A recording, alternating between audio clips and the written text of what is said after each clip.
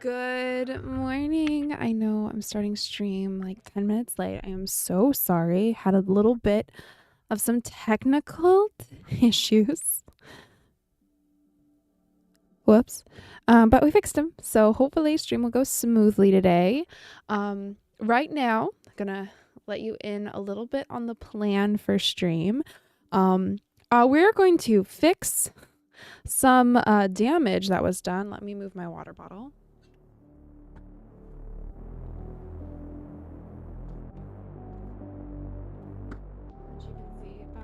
There was some damage.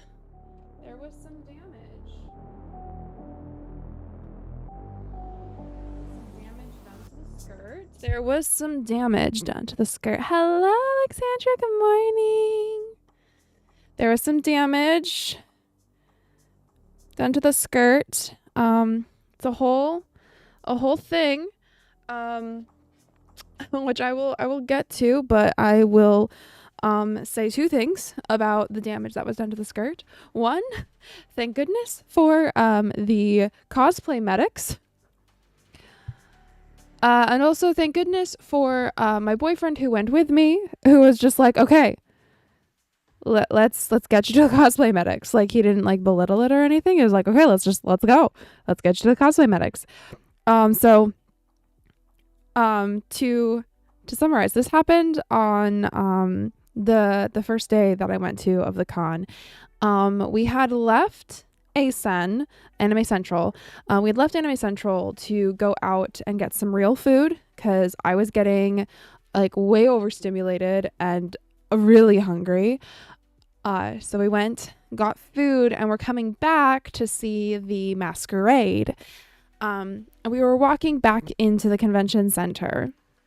And it wasn't even that crowded where we were. And I had been walking around in my skirt the whole day, with only my boyfriend every so often really truly stepping on my skirt. Anytime someone did step on my skirt, it was like really light, like we were all walking, like just like the end of my skirt, like it just moved on, like it was fine. Like I knew because of how long the train was that chances are I would get stepped on. It's a really crowded place. Right? Well, it wasn't even that crowded. And we were walking pretty quickly because we were, trying to like get inside.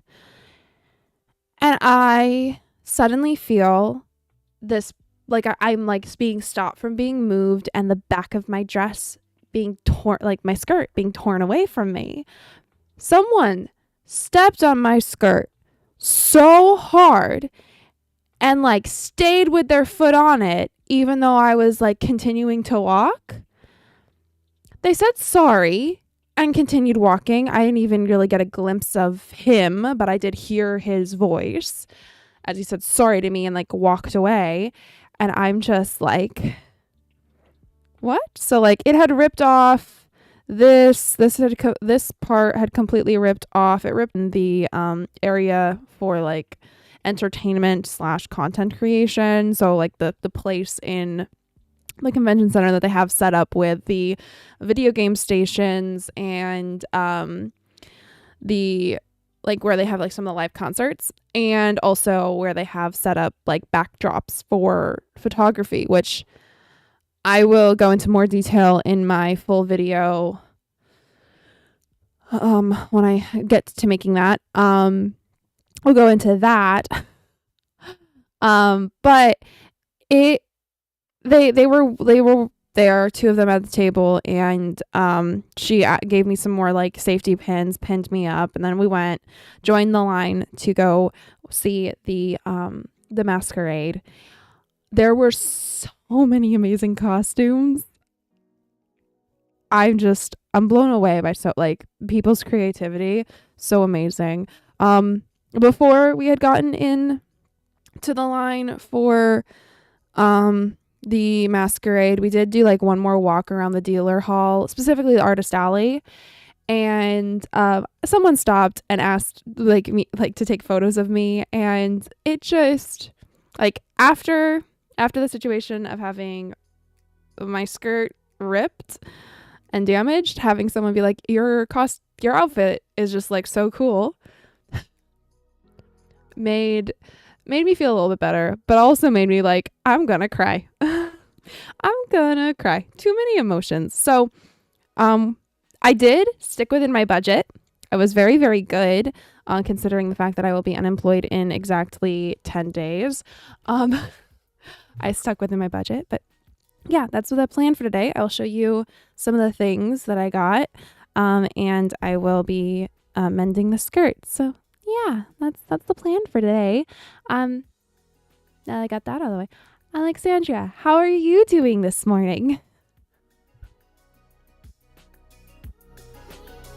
And while you're typing out your response, I'm thinking that one of the best ways to go about like starting to mend this is to stabilize the actual tear. I'm not going to completely remove the waistband and reapply it, even though that probably would be the easiest way. Instead, what I'm going to do is I am going to, actually I'm going to leave that. I'm going to put some interfacing in here, stabilize it, and then make a patch. Like, actually, this is a perfect size. Gonna make a patch, but I want to stabilize the interior structure. So I'm gonna get my iron on, and I just realized I don't have my overhead light on above my desk. How silly of me. Hello? There we go. Yes.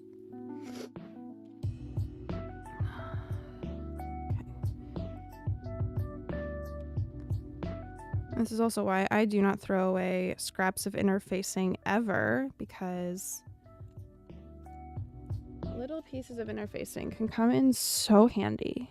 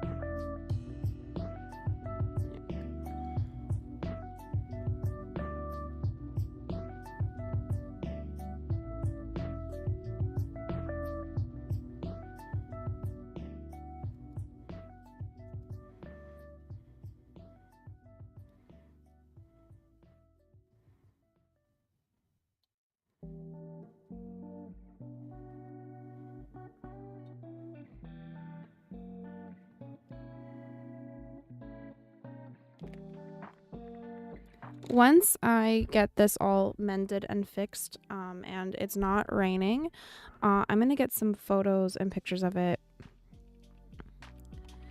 that are actually like, I don't know, like more what I was thinking as like the reveal. I'm okay with my con footage. And I will be posting a couple of the video, like we filmed how much did you spend thing. And I'll be posting that once I get photos taken of the merch that ends. Like, I have to edit that. I have a way that I want it to look in my head, and it is not currently in that form. And I'll definitely be posting them once I'm not stressed with the last like week. This week, and then next week. Yeah. Okay.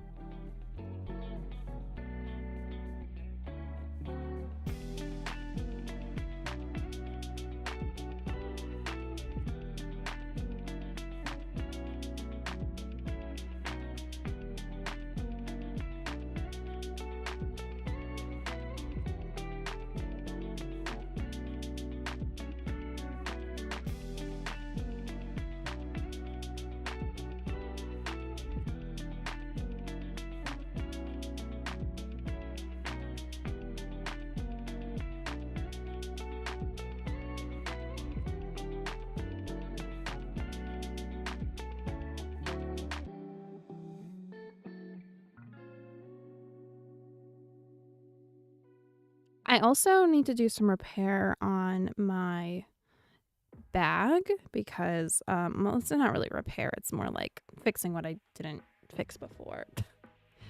Because it wasn't until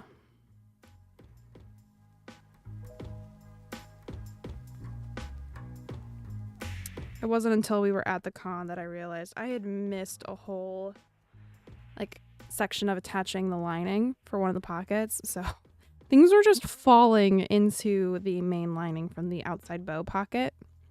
So we need to fix that. And that's going to be a bunch of hand sewing, so.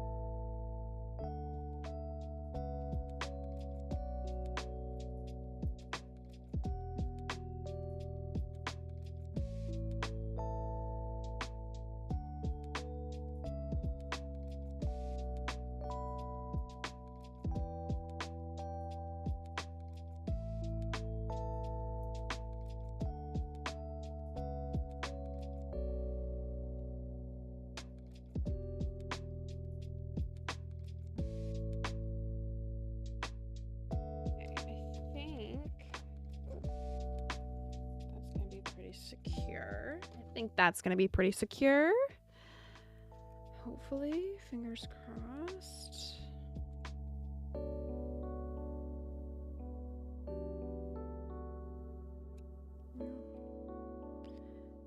Okay, so what I discovered when I put this on the morning of the con was that I need to have a couple more closures on here than I had initially thought I did. So I'm going to be putting one there. I already have that one there, but I'm also going to be putting one here.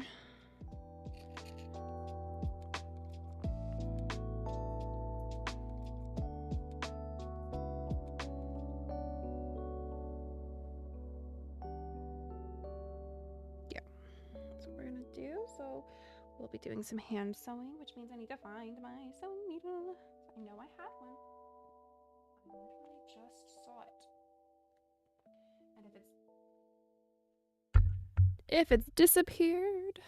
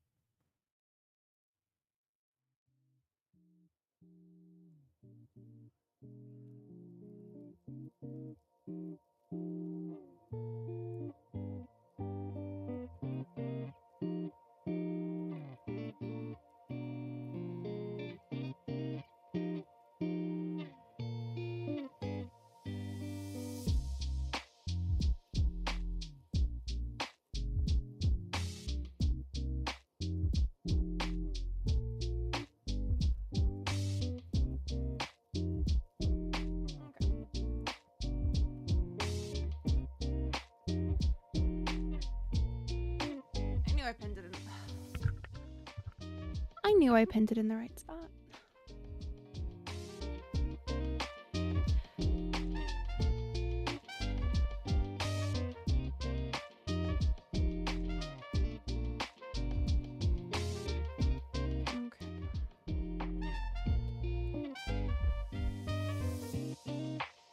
And maybe this is my own fault for not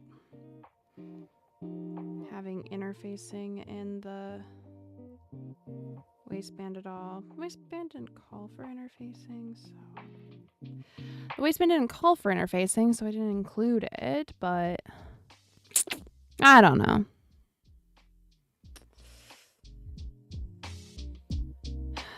I don't know. What I do know is that adding the additional closures was something that I was going to do after the con anyway. I thought when I sewed the ones that I had on that I had enough of them, but I didn't, and I needed to safety pin it for the con day, which was, that was fine. Safety pinning it, not a problem.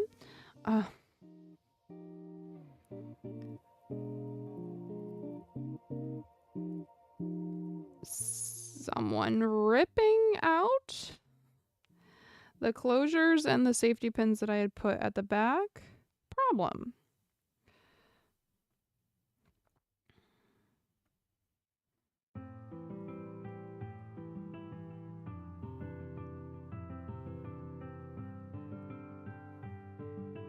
But overall, the day ended really good.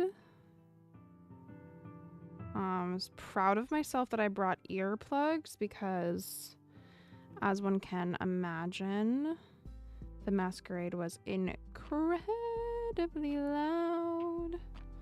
So incredibly loud. And there were a lot of Miku cosplayers. A lot of Mikus. And pretty much all of the Mikus did a song dance thing. And so there was just a lot of loud music, which is absolutely wonderful and good and fine. But my ears would have been absolutely dying if I didn't have my earplugs. So I'm glad I brought them. Foresight.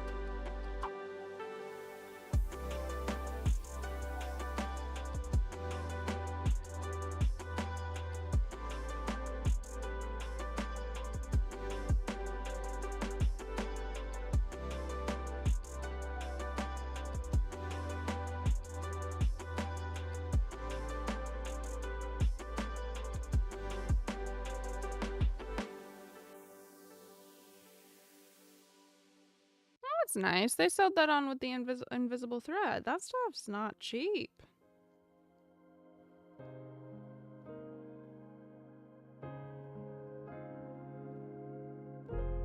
Huh. Okay.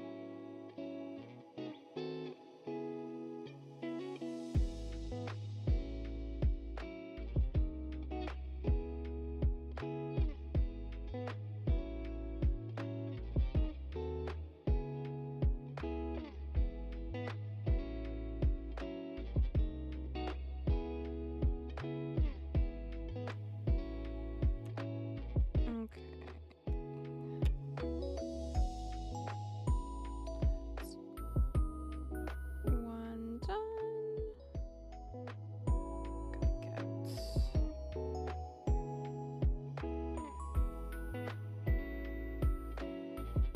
This one done.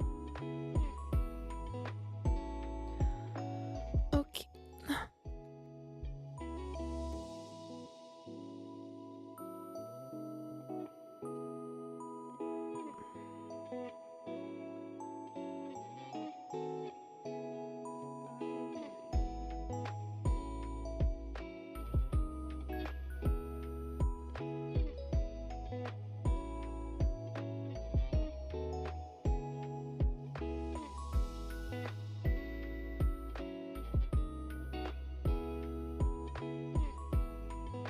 I am not sure how I want these closures to go.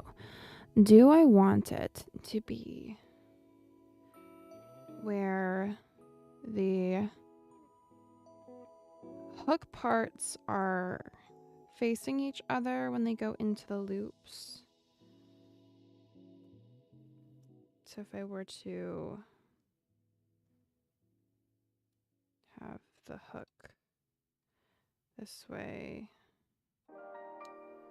be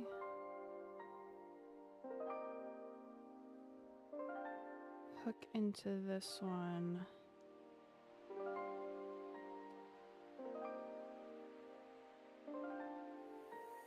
And hook into that one kind of deal. Or do I want them to go the same way?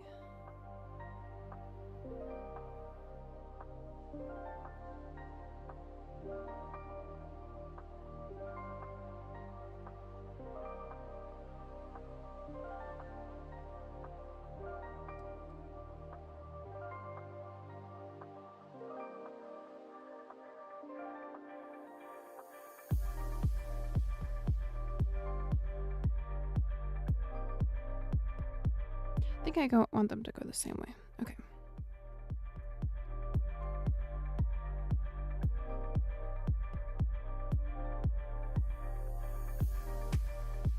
Yeah.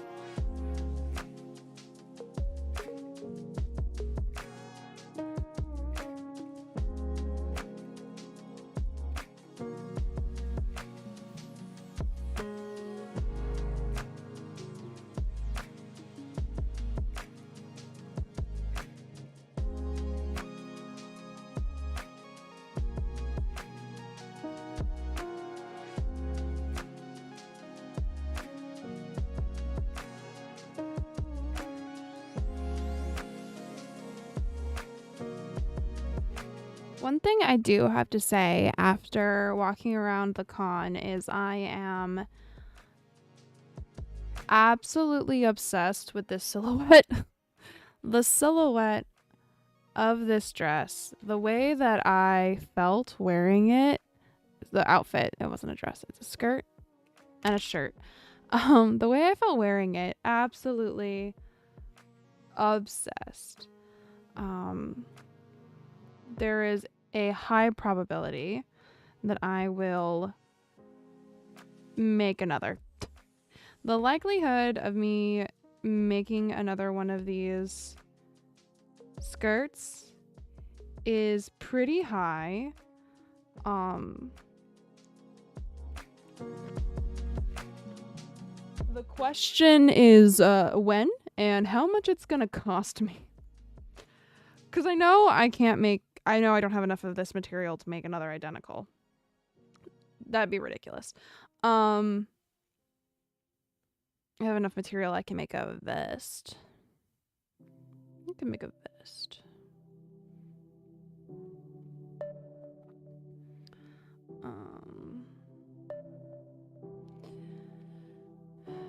So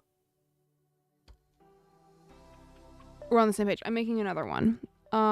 It just depends on, many different factors.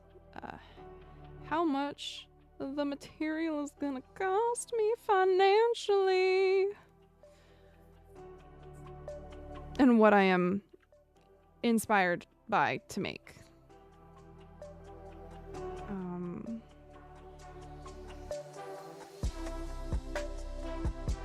Is it just, am I gonna make the shorter, because there is a shorter version of this that is more like a, history bounding, could be worn out and about every kind of day. It's shorter, so it's like slightly more modernized. Am I gonna make that version, or do I want to make another historical version? I'm kind of leaning towards making a shorter version of this.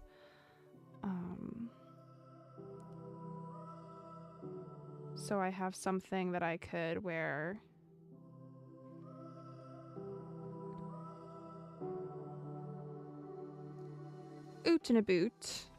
out and about. And that would open up the options of material inside of my wardrobe, like the wall behind me that I already have, like the possibilities are opened up a bit. As a reminder of what pattern I used the walking skirt pattern by Aura Lynn. And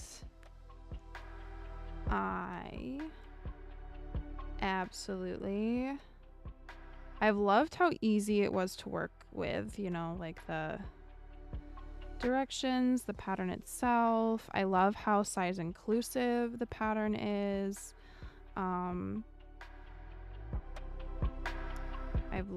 I've loved it, working with it. It was a great pattern. It's also one of my first independent sewing patterns that I've used, because I've previously only ever used like either commercial or self-drafted patterns. So I've loved the fact that I was, like, over the course of this project, able to use a smaller pattern maker's pattern, a smaller sewist's, a smaller, smaller business instead of like commercial. That's been really lovely. I think it deserves a lot of love. I think when I bought the pattern, I bought the PDF version. I think it was like $10, maybe $15. I don't remember. And that wasn't it. Like that cost for a pattern is not even an issue, especially when you consider like how much Vogue patterns go for.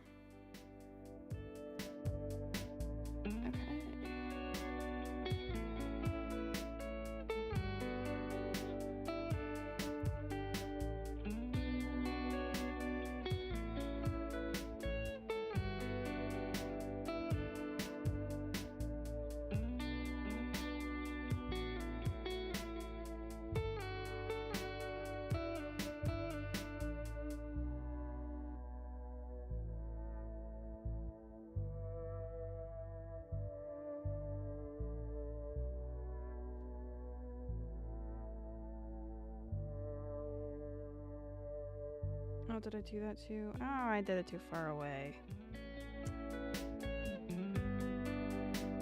Darn. I have to redo it.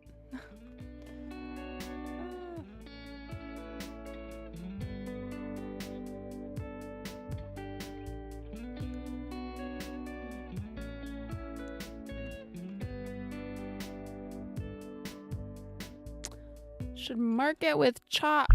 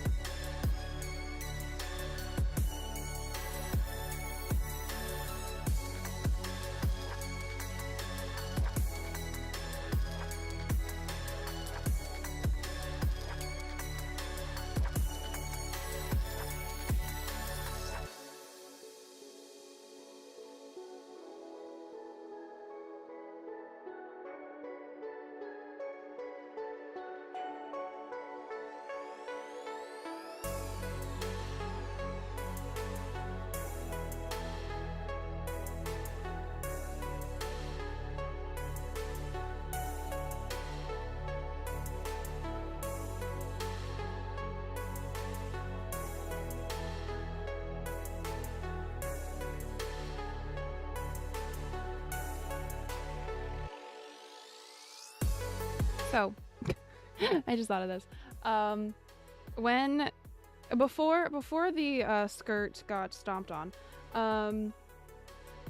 when we had gone out to go get some food, we went to a local Japanese grocery store, because they always have really good food. They have really great food. And it really wasn't that far away. So we went, and I was waiting for my partner, because he needed to. Anyway, I was waiting for him. He had to go to the restroom or get something. I actually don't remember what he was doing, but we were not together at that moment in time. And I briefly looked over, because they have some gachapon machines. Actually, they had gachapon machines at ASEN. I think they sponsored that section of the. We'll get to those when I show you my things after I finish sewing this on. So I briefly looked at the gachapon. Because I was just wanting to see if there was any there in the grocery store that weren't at ASEN, that weren't there. There weren't. There was all the same stuff, which is absolutely fine. But as I was leaving to go to the bookstore that they also have, I was stopped by someone who asked me about my costume. I was like, are you from anything? Are you and I was just like, no, I'm just a Hello Kitty fan, as imagined by Hello Kitty fans existing in the Victorian era. And they're like, that's goated as hell. And I was like, oh, thank you. And I'm not gonna lie. That made me giggle for a good while.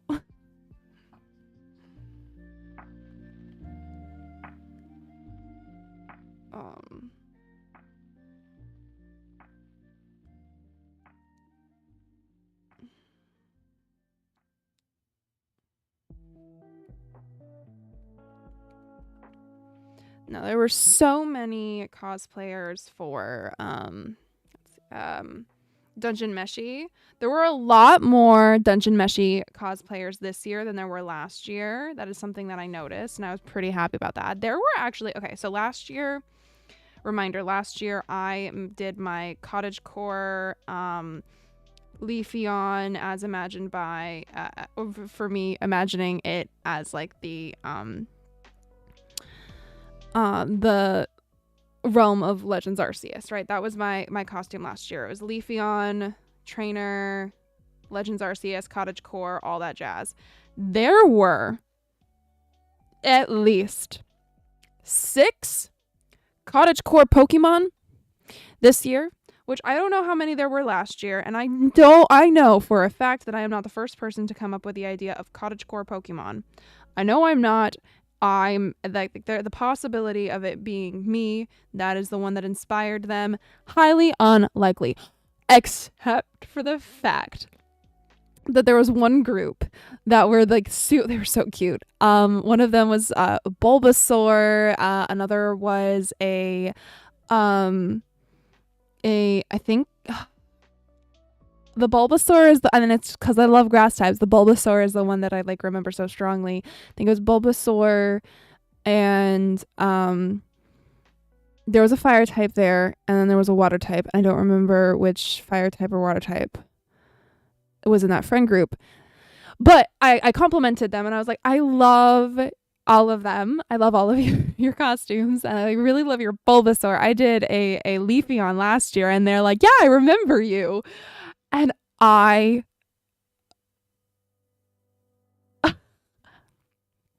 died. I wish I had asked to take a picture. I do. But I was already starting to feel like slightly overstimulated by like everything. I had a cockroach fall on me earlier in the day. Like overall, really great day. Loved the panels that I went to. I'll talk more in depth about like a lot of stuff, hopefully in like the larger video that I do, but I really want to talk about some of it now because this is the debrief mending live stream crafting diary. But yeah, no, I like the fact that like there was someone that remembered me from last year was crazy. Absolutely insane. So no, I don't think every single I do not think that I influenced everyone that dressed up in as a cottagecore Pokemon. I don't. But I do like to think that I at least inspired like one group of friends that are like, hey, that's cool. Let's do our own thing. But like, that was cool. You know, I'd like to think at least that group. Okay. Yay. Fixed it. Okay. So then the next step in getting that ready for the next time I get to wear it is to clean it because the bottom is absolutely disgusting. It's gross. It's nasty. I need hand sanitizer now that I've touched it. So before I get to mending my bag, let's go through, I'm going to stand up. And we're going to go through some of the stuff that I got. And I'm going to need to pull up some stuff on my phone. That way I can tell you where everything is from. Because I believe in giving credit where credit's due. There it is. We'll start with the things that I don't need. I don't need my phone for. So...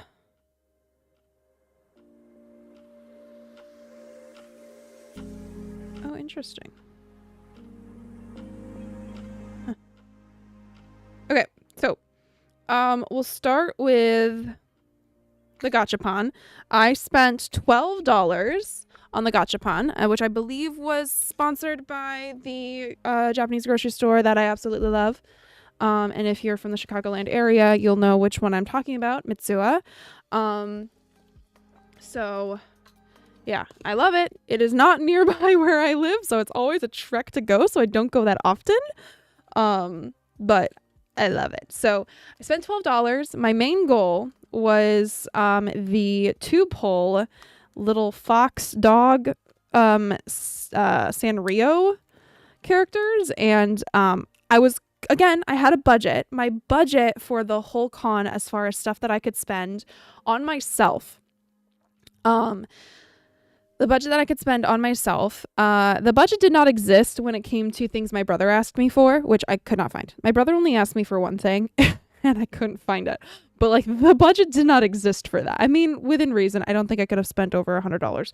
But basically, I had set aside money in my Cash App account. That's how I had separated out. Like I was only allowed to use my Cash App card. Because I was like, I set that money aside. That's my budget. Like once the Cash App card doesn't have money on it, you're done. That's how I separated it out so that I wouldn't, go insane like I did the last year. And I spent $12 on Gachapon, which was worth it. So my plan was, because the Gachapon was the last thing that I actually bought there. And so I had like what was like left in my budget to work with, and I didn't really want to spend all of my budget. So $12 on Gachapon. I pulled, which ended up being for a 2-pull, like a 2-token pull on a Gachapon. That and would mean that I'd have 3 attempts. So the first attempt at the Sanrio, I got this cute little cinnamon roll. And and the thing is, I was pulling on this one because I knew with the puppy Sanrio ones, I'd be happy with any 3 that I got. I really wanted Hello Kitty, obviously, because I was dressed up as Hello Kitty. But I'd be happy with any of them. So cinnamon roll was great. My second pull, I got Hello Kitty. And so I decided, I'm going to show you what she looks like. She's just so cute. So I got Hello Kitty and I was like, okay, well, I could pull for another one, but like I'm pretty happy with the 2 that I got there. So let's go pull on another one that is a 2-token pull. And I got a melon bread from the bread themed keychain. And this melon bread, I haven't even fully opened them yet. But this melon bread is like so green. Like why is that like so green? Yeah, but it's okay. It's fine. I'm not unhappy with that. I would have been happy with any of the breads. So that was $12 on Gachapon. The spot that I spent the most money, and that is why I need my phone, was on a store called With Star-Like Words. And that was buying some stickers. I bought, she had a buy, hello? I'm missing a sticker. Oh, there it is.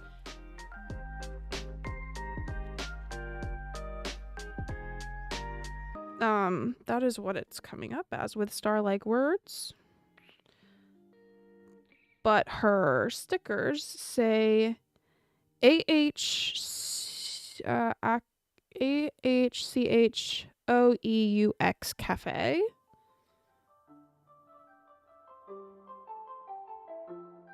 Anyway, I got some really cute stickers. She had a...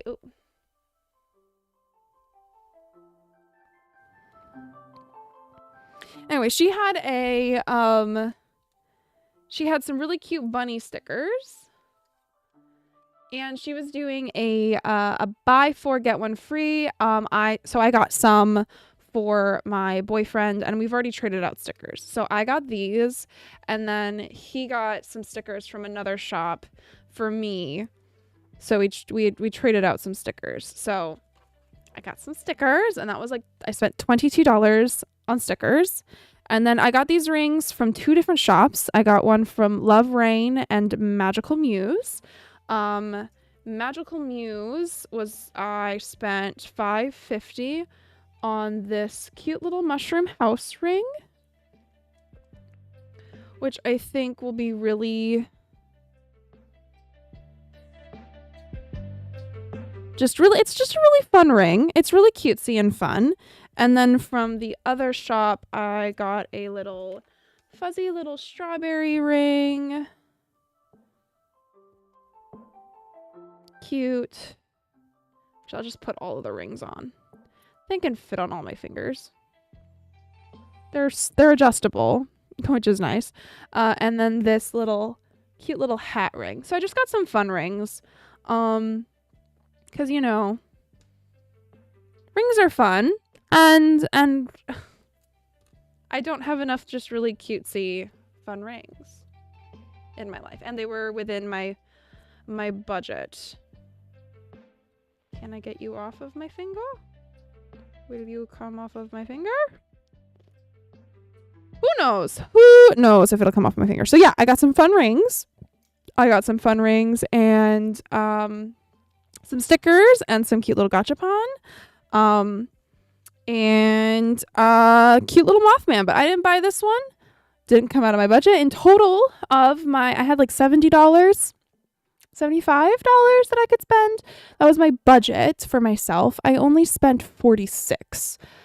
So we did pretty good. We did really good staying within budget. And now that the fabric at my store is now an additional 50% off if you buy the whole bolt, I can use what I didn't spend at ASEN to stock up on a few more fabrics. Not that I need them for personal use, but I can make things for other people out of them, and it'll be great. It'll be wonderful. It'll be good, and I'm so sad. But yeah, I got a little Mothman.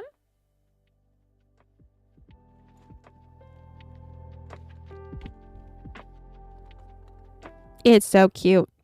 So yeah, my partner got us little Mothmen. Now I have a cute little keychain. Earlier, like when we were waiting, and I'm gonna empty my bag. So this is an impromptu. What's in my bag after con and working a couple days? Realistic.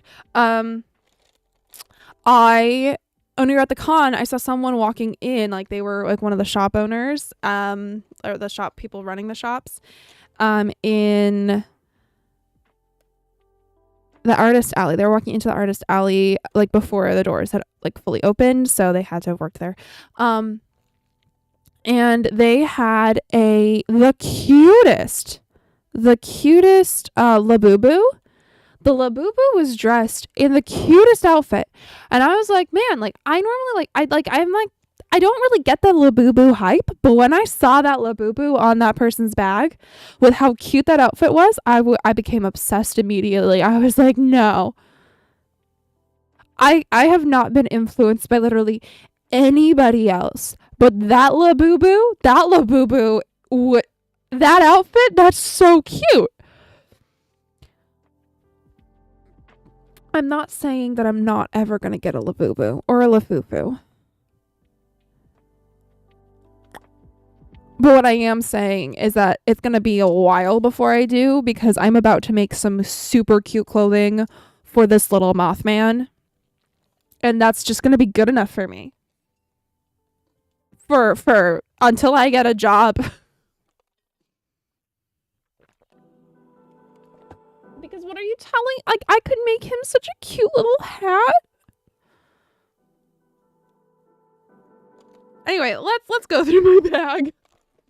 Okay, I've got my jar of mixed nuts. I've got classic sea salt seaweed.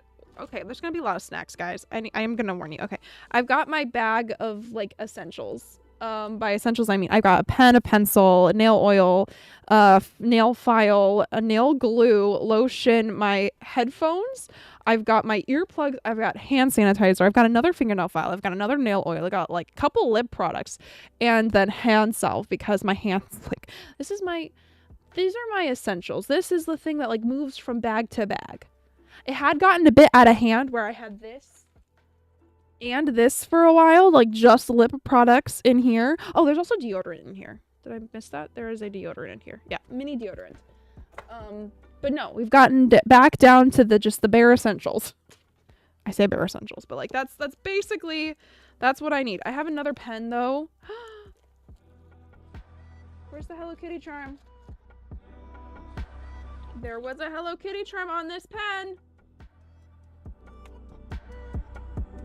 Wallet. Got some masks.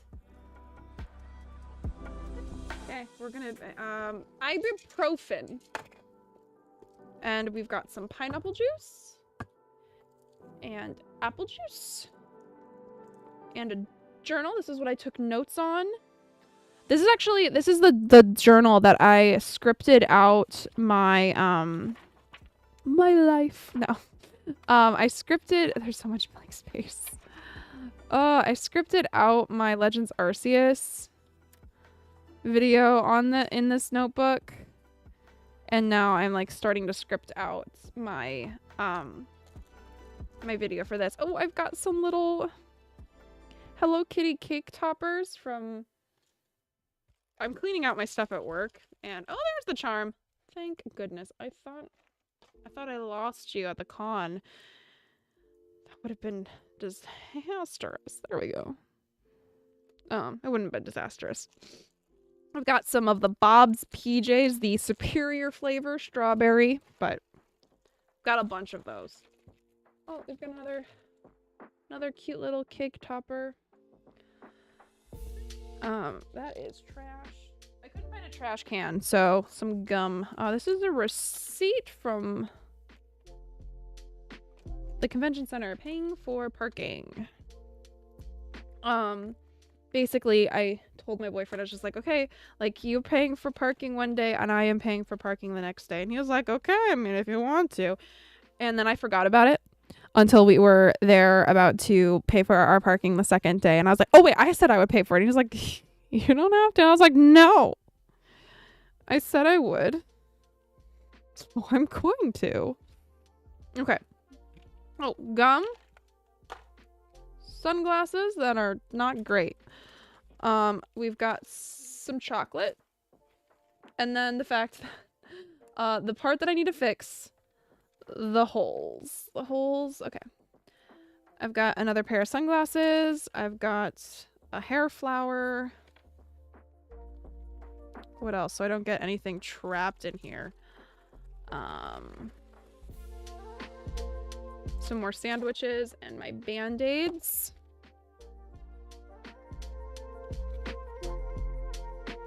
And then the inferior grape. Oh, lip stain. Anything else? Yes, another hair flower. Okay. So that should be everything out. So now I can go back through and attach, do some hand sewing. Yay. What time is it? Oh, work keys. 11:33. We're making pretty good time, I think. We are making pretty good time. So I'm gonna get the heaviest thing off my bag, which is my cute little Mothman. Look at him. It's just, oh, I love him so much.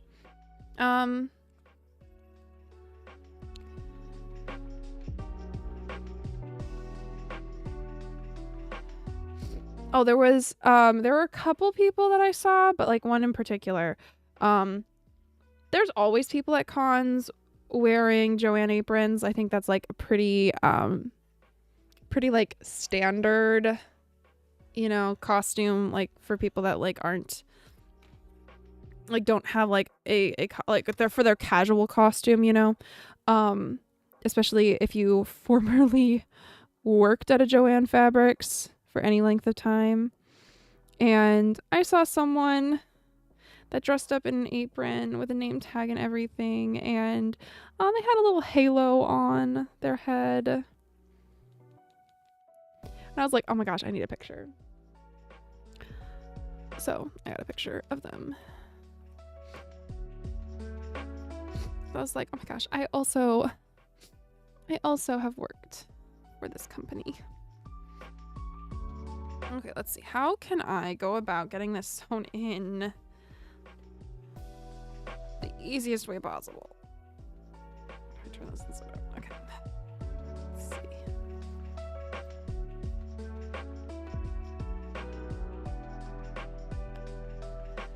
It's the whole side of the bow, basically, that's not been sewn in.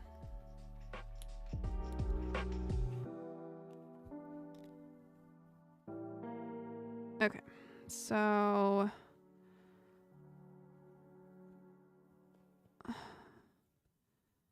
what I'm gonna need to do, because actually that's not gonna work. Okay, let's do that.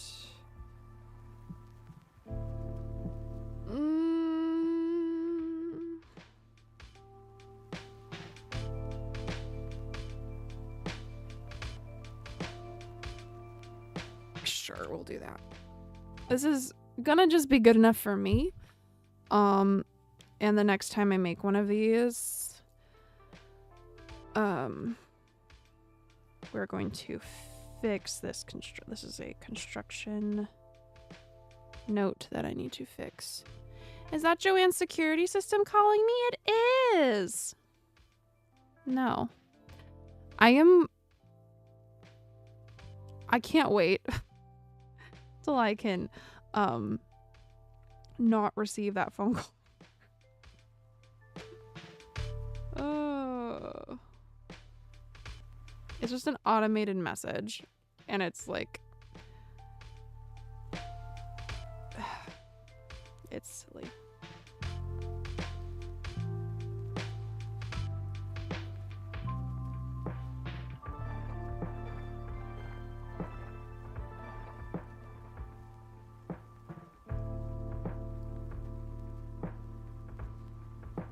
Yeah, literally, we're just gonna make this good enough for me, and then we'll do.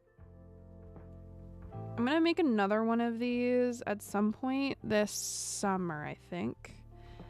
And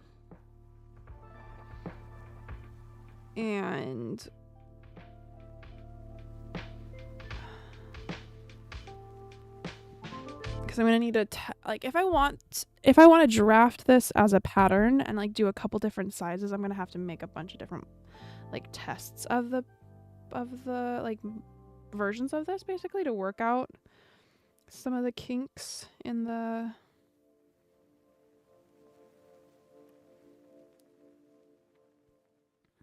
pattern, because clearly this was a mistake in my patterning.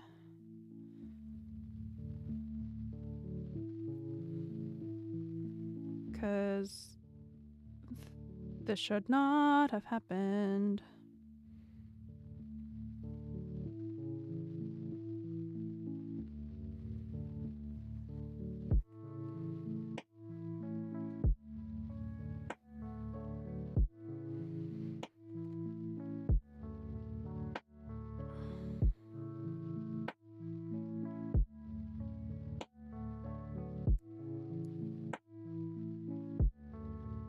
Especially not if my patterning was good. It wouldn't have happened if my patterning was good. Or correct, or what it was supposed to be. Okay.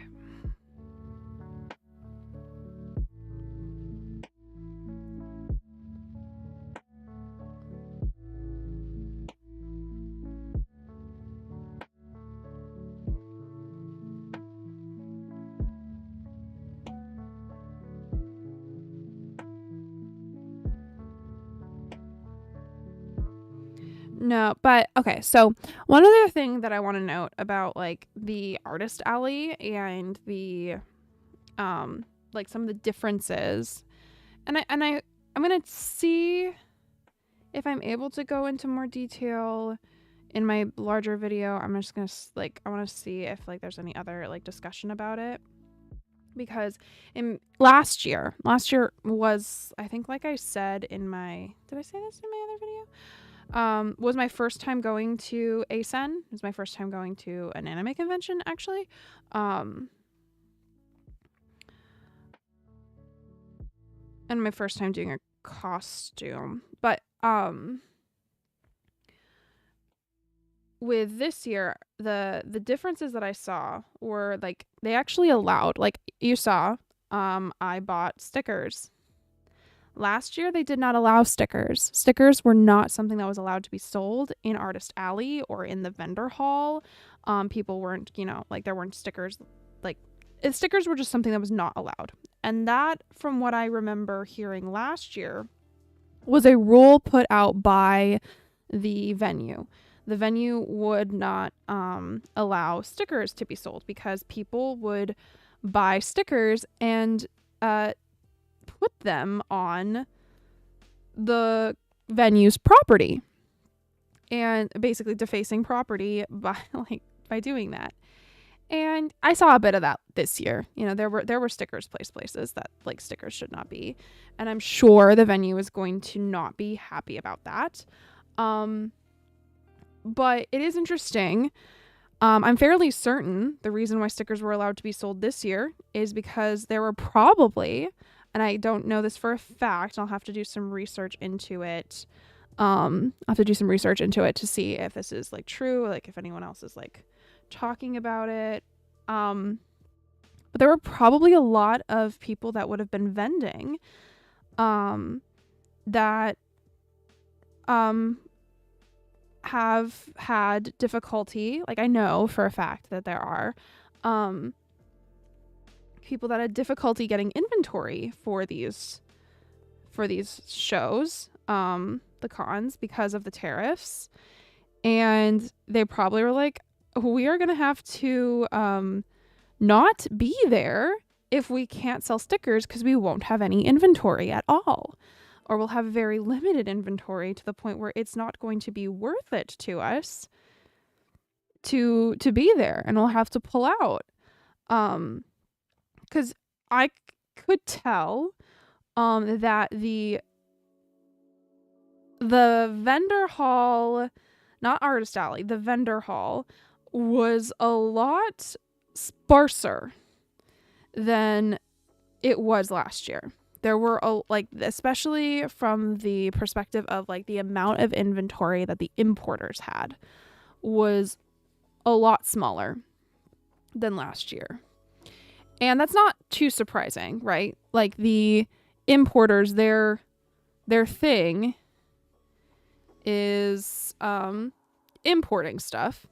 And when tariffs are really high, they're not able to import inventory like they would before. Like not in the same level of quantity. And so they're having to make like really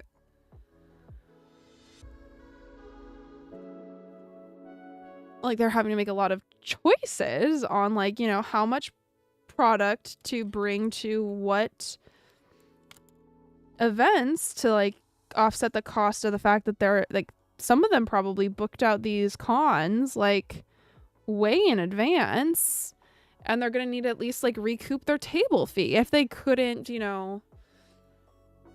work out some sort of deal or decide that it was like going to be better for them to just eat the non-refundable table fees. And for those larger importers, I'm like companies, like that was like, I don't know, like definitely not easy, but like something that they had to like, weigh and decide. Whereas for a lot of these like smaller artists, like that are the bread and butter of Artist Alley, they're having to make like some really hard choices of like how much does this non-refundable table fee, how much am I okay with, losing out on that? And that's not a fun conversation to have with like anybody.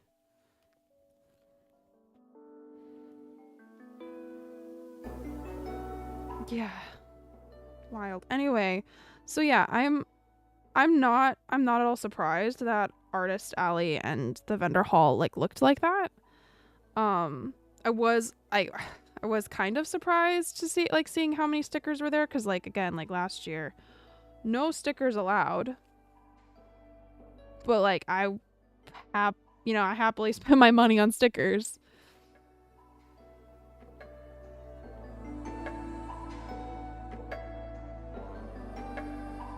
Because I love being able to support artists, even if I don't have a lot of money,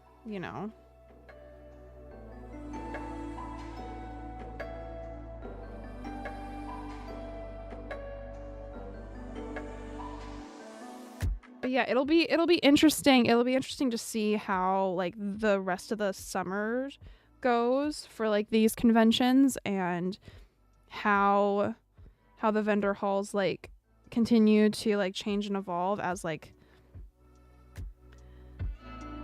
impacted by tariffs. Like I saw so many, like in the dealer hall, not Artist Alley, in the dealer hall, I saw so many, at least this is what it appeared to me, my perspective. I could be wrong, and I'm okay to be corrected if I'm wrong, but there were a lot more handmade businesses in the dealer hall this year, from what I saw, than there were previously. Like there was there were a number of it also seemed like there were quite a few shops that were like collaborating, like sharing table space in the dealer hall, just like all at the same set of tables, but like not necessarily like all the same, like they were just like collaborating. Like Made with April, I bought I actually like at level 8. She was at ASEN last year. She wasn't at ASEN this year, which is like completely fair. She is pregnant, or at least the last time I saw one of her posts, she announced that she was pregnant, so she wasn't going to be going to a lot of cons. But her crocheted flowers were there at a booth, there was other stuff at the booth that wasn't Made with April stuff, but she had a small selection of stuff at a booth in the vendor hall. I remember last year she was in Artist Alley. And her booth was popping at ASEN. Like I remember it being a really big line to like get flowers from her booth, and I felt very lucky. Like that was on Sunday. I felt very lucky to get a few flowers. They're up in the corner there. I love them to pieces. I didn't get any this year, but that was also just because I was like, well, I got flowers last year and I've got my budget, and I was wanting to like explore other things. But I saw a number of other handmade shops there. There was like a Kawaii Lolita accessories shop in the vendor hall, that like I would just look in their stuff, and I'm like, oh my gosh, I have that material at home, I have that material at home, I have that material at home. All that stuff is like from Joann's. Man, like between the tariffs and Joann's going out of business, it's gonna be really, really interesting to see. And I know there's been like a shift in like the tariff policy like within the last like couple like week or so, but like that was not in time for anybody that would have been at this particular convention to have gotten inventory in time for this convention. That's still or even the rest of this summer. Like that's not enough time for some of these people, some of these shops. They wouldn't get product in time for this con season, like this summer. They'll be able to get stuff for like next year, maybe, if they get their ordering done like ASAP, but like not it's not it the way that the tariffs have like impacted small businesses, and in some parts even like larger businesses, is like, but especially the small businesses is disastrous. Like large businesses are going to get hit because like with Target, because people are just choosing not to spend their money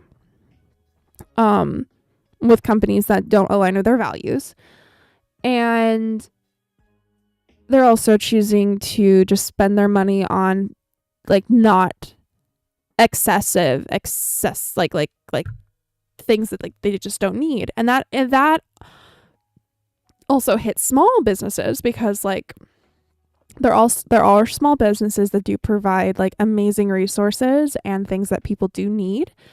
But there are a lot of small businesses where like a lot of the stuff that we're producing are, you know, things that aren't necessarily seen as necessities. Like, I want to make this pattern for this bag and sell like versions of this bag. This is definitely a first attempt at the bag, a first draft, first model, basically like a mock-up. It's my test run, and I already know like there's a bunch of issues, but no one needs this bag. No one needs it. No one needs my hair scarves that I make to put on my shop once I relaunch my shop. No one needs those things. It would be nice if for the things that people don't need, they're instead of turning to big business, they're turning to small business. But there are a lot of people that I know don't feel like they can financially like afford that because there is a higher price tag on smaller business products in a lot of categories. And that's partially because of the amount of labor that goes into it and the cost of living within this country. Things that are made in America, with the cost of living in America as high as it is, are going to cost more than goods that are made in countries with lower cost of living. We're not talking about countries that are like countries and factories that are, you know, not paying people living wages, not doing any of those things, XYZ. We're not even discussing that part. Because there are companies that do very unethical things when it comes to their manufacturing. And there are countries, within countries, there are companies and there are factories that are operating ethically and are doing their due diligence and are doing good things and are just simply able to provide lower cost of goods to consumers because the cost of living within the country that they reside is lower compared to ours. But we also have an overconsumption problem, right? We don't necessarily like fully understand the value of goods.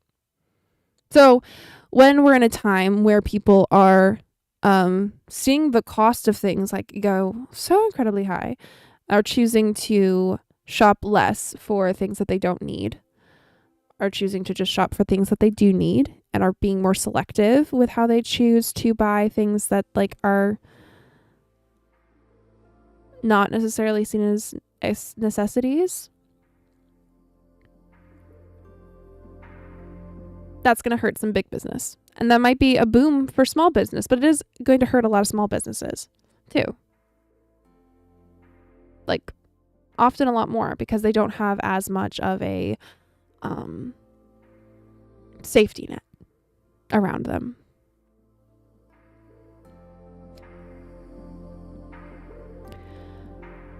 Yeah, that got depressing. I was happy to see just how active it felt. Like the I'll be interested to see if there are any like sellers who like documented their time at ASEN. I'll be interested to see if there's any of their videos. I'm gonna be searching for them the next like little while, like couple weeks while I'm working on, you know, editing my own video, getting like the rest of like photos and stuff and video taken for this project's like big, huge making video. I want to see like from their perspective of how the weekend went for them. Yeah, it'll be interesting to see. It'll be interesting to see for sure.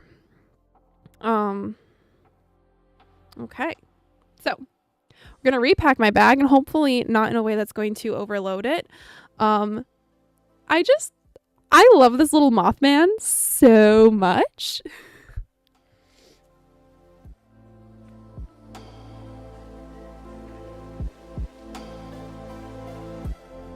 Okay. So I think it makes sense for the front pocket to be the front pocket to be like snacks, like small snacks, like the flat snacks. Because I need snacks. I'm a snack girl. And gum and sunglasses, the ones that actually work. Not these. These are just, they just look like things. And I think I'm gonna use my silly little bread keychain on this one. On this zipper. I think we're gonna do that. I think we're gonna put the bread keychain on the snack pocket.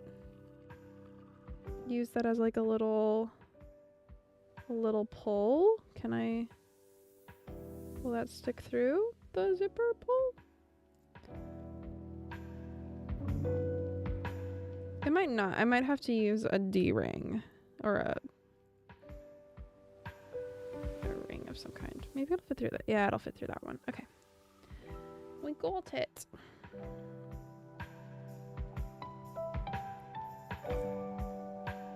Anyway, so we'll use that as a little zipper pull. That's cute. Ah. Cute, cute, cute. Okay. Sweet. And I think I'm gonna put my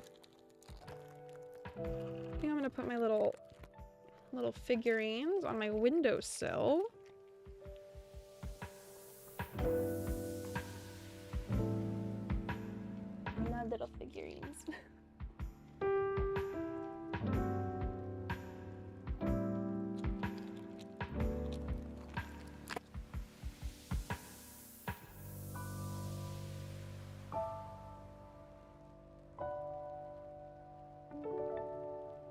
Oh, they're cute.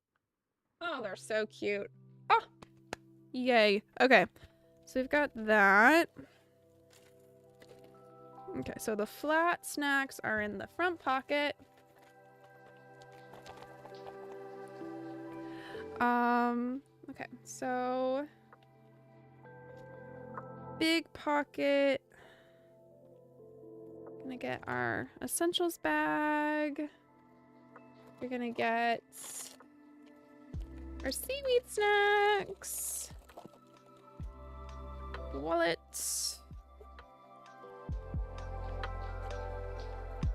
Work keys.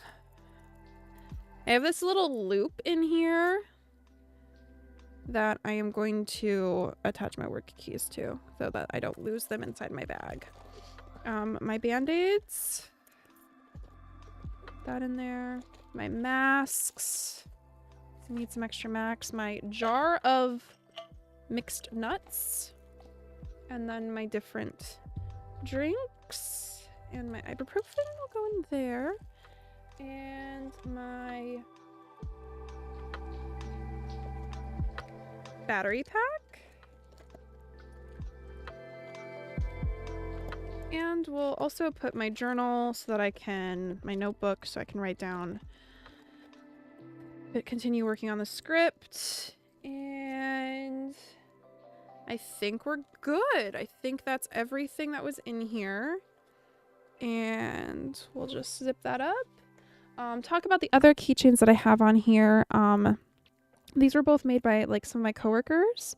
One of my coworkers, she sculpted these little berries. And the smiley face, she's actually studying fashion design right now. And this other one was also made by one of my coworkers. She was so, so sweet. So I've added those on here. And this pin, this Boba Hello Kitty pin, was also given to me by a coworker. I love my coworkers so much. And on that topic, V, if you are watching this, you can't tell anybody. If you tell anybody, no, you don't see this. I am making everybody little sprouts. So like I have this sprout on my headphones. I am making all of my coworkers sprouts. I'm making a few different colors. So I've got a dark green, I've got light green, and I'm also using leftover blue and pink that I had from a project. So I'm crocheting those. I'm going to be making a bunch of little sprouts for my coworkers. I only have again, we close in like 8 days. 9 days. So I'm working on these. So some of them are getting sprouts. Some of them I've already given sprouts to. So I'm trying to hand out, switch it up. So I'm trying out a flower, like a cherry blossom thing. That's what I was going for. We shall see. It's kind of working, kind of not. I have no idea what I'm doing. I'm kind of just making it up as I go. But if you want, anyone that's watching this, if you want to see more crocheting vlog content, she was in the chat earlier today. Alexandria is one of my internet friends. She does amazing crochet projects and work, and she is an inspiration. So if you want to go check her out, give her a subscribe, give her a like on the videos, on one of her videos. That would be amazing. I know she would love that. It is Little Root, the Kawaii Eldritch. She's awesome. And she has a pattern test call out for one of her crochet patterns. So if you're interested, 1, 2, 3, 4, 5, 6, 7, 8. She's your girl. So I also have notes in my notebook about how many of these I need to make. So we're gonna see if I can get it done.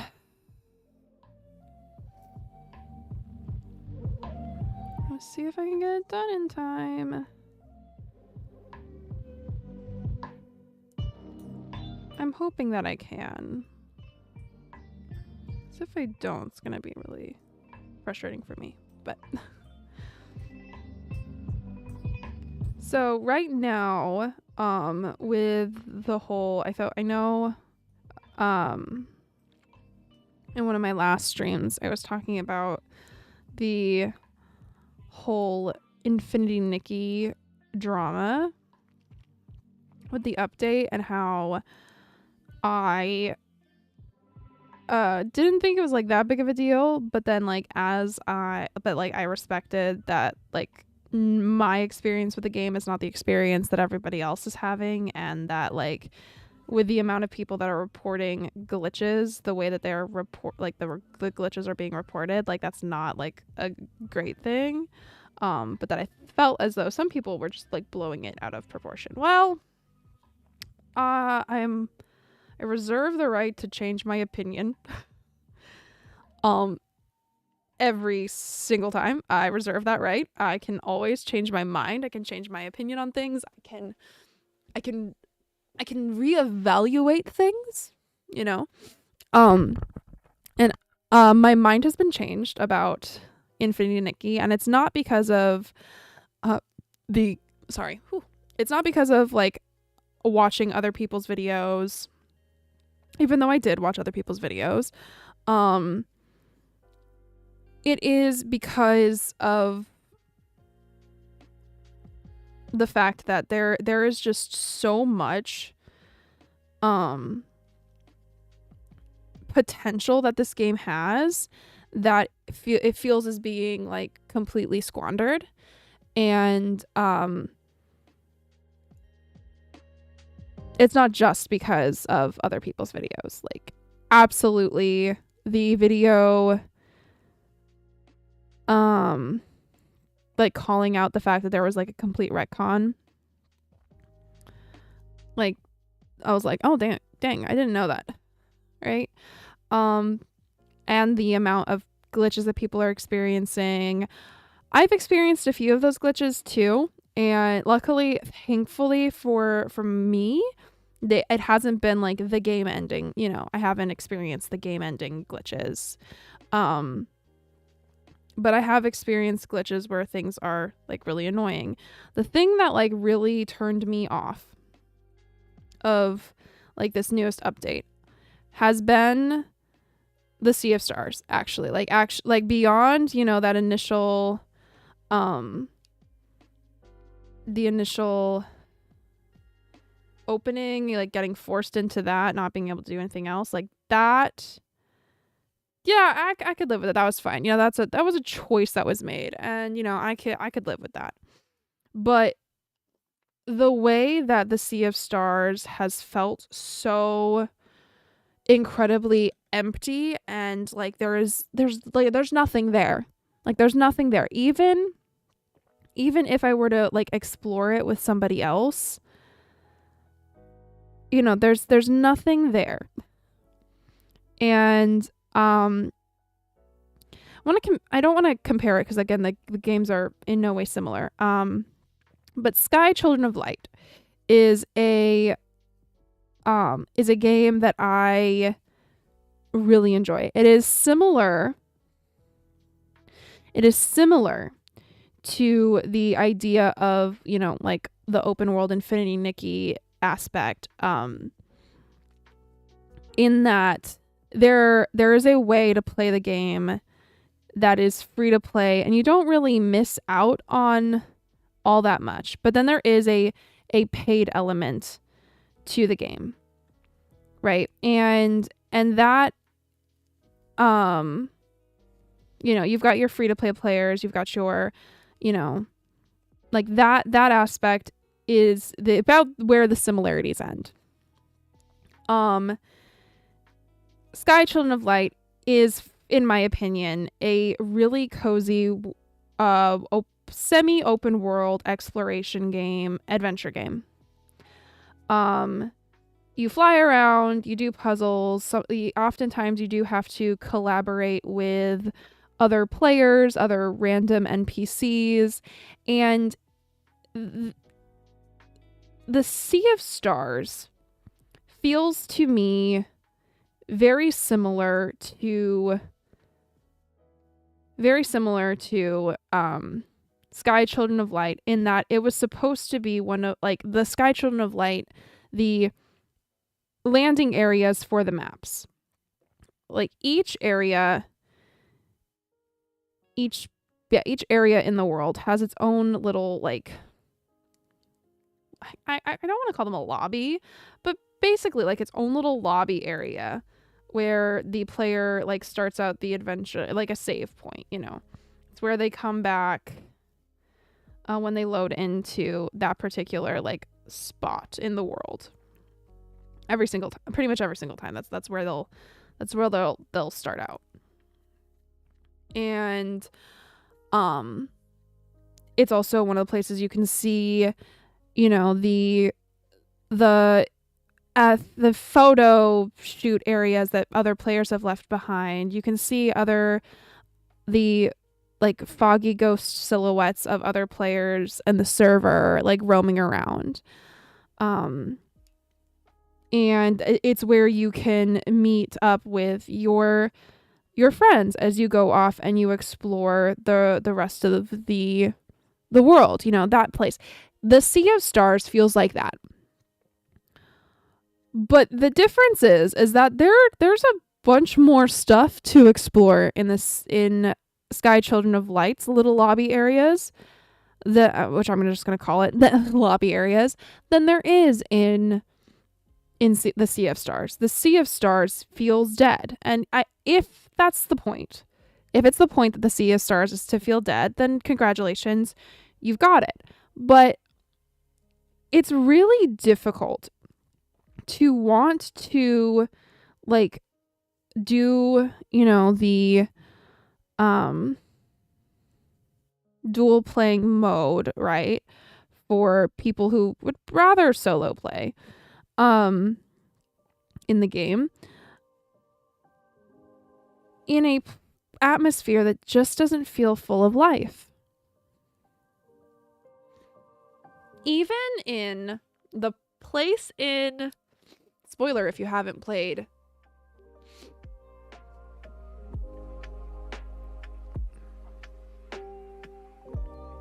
spoiler if you haven't played Sky Children of Light. Oh, my nose. Oh my gosh. I need to blow my nose. I'm so sorry.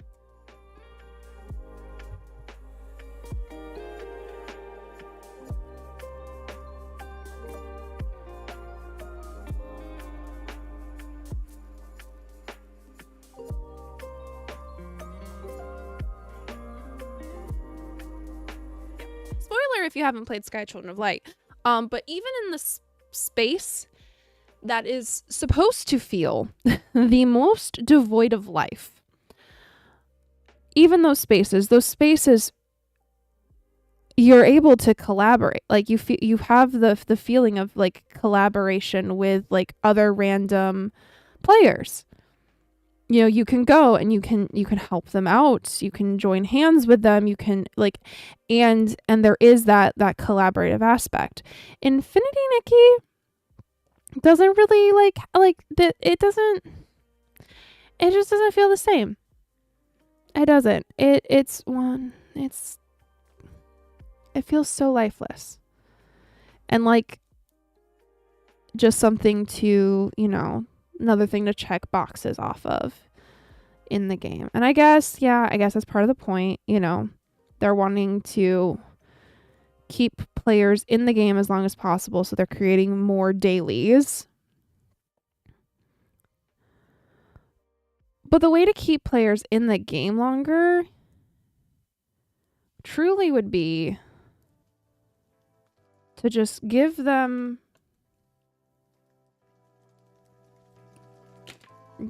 more worlds to explore, like actually explore.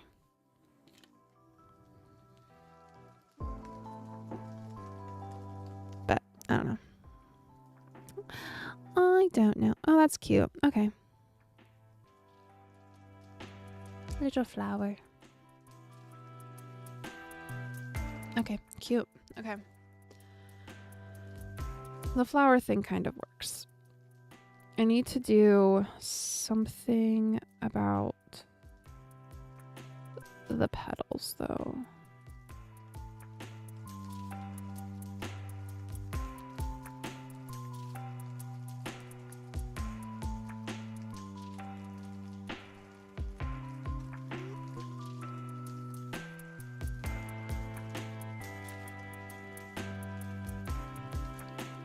Cross that bridge when we get to it.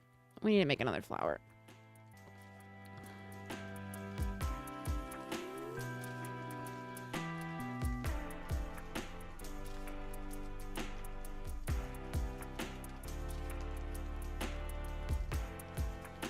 Okay.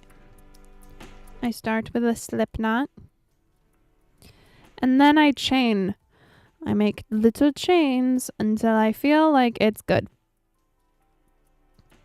I used to follow a pattern, and I have not followed the pattern in a while.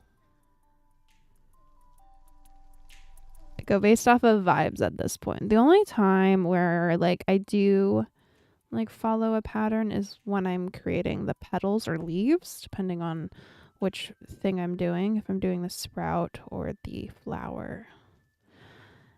And really, all that is just to ensure that the petals are all the same size or the leaves are all the same size. That's the only reason why I like actually do any counting at that point.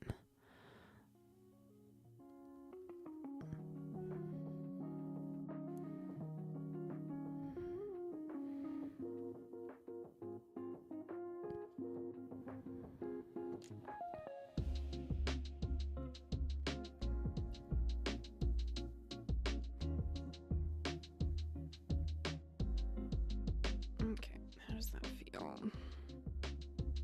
comparatively? Okay, it's pretty good.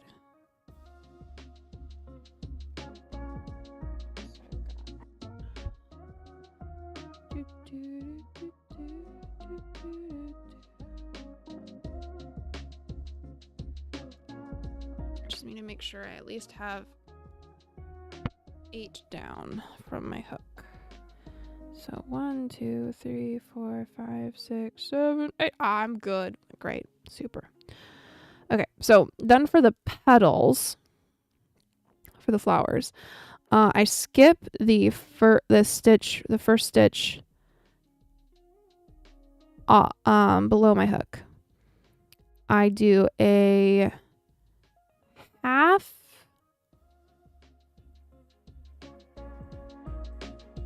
double crochet. I'm gonna be honest with you. Is that a triple crochet? I'm gonna have to like look at a stitch guide again because I'm just going based off of like, okay, I put one strand of I make a loop around my hook, so now I have 2 loops on my hook. So then I stick that into one of the loops on my chain and I pull another loop out of, like, so now I have 3 loops on my hook. And then I just pull another loop and then I pull out the loop all the way through all the loops already on my hook for the first stitch. For the second one, I pull through 2, tighten that, and then I do another loop and then pull that through the last 2 stitches that were left on my hook. Now I only have 1 loop on my hook. And then I wrap yarn around my hook twice. Now I have 3 loops on my hook. I pull that through the next chain down, and then I pull a loop through all 4 loops that were on my hook and tighten that. I do the same thing with now I have 3 loops. Go through the loop that's in my chain. I now have 4 loops on my hook, but this time I make a loop, I go through 2 of the loops that were on my hook. I do it again, I pull through the next 2. Do that again, I pull through the last 2, and now I just have 1 loop on my hook. And then I'm going back, doing the same thing, but I am going back to pulling the loop through all 4 loops on my hook. And then I'm just going to do so there's just 2 loops on my hook. I'm really bad at explaining this. I'm very bad at explaining this. But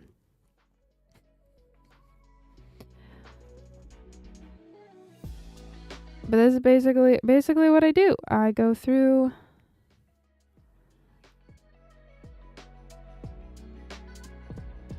and I make sure that I have, oh, maybe I need 9. Oh, I need 9. That's what I need. Whoops. Okay.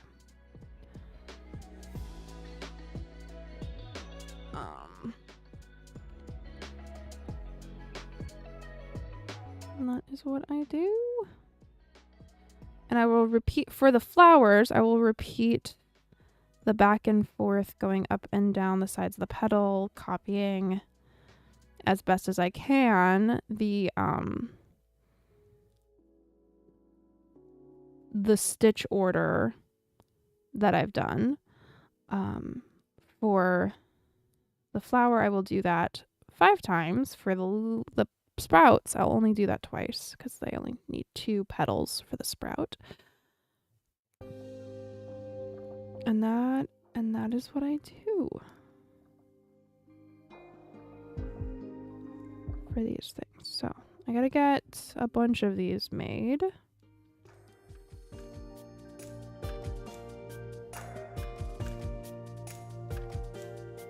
Yeah. And since I started stream like 10 minutes late, I'm gonna stream until 12:10. So we got like 10 more minutes of stream. Yay!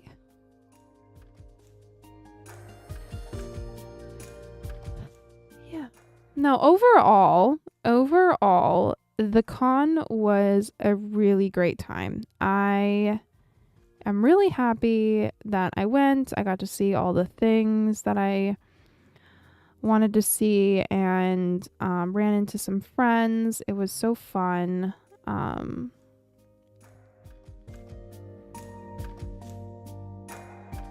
It was so fun. The damage to my skirt aside. But I'm glad I was able to fix it today. So my next steps are going to be getting some content made with it and then washing it so that the bottom of the skirt is all clean.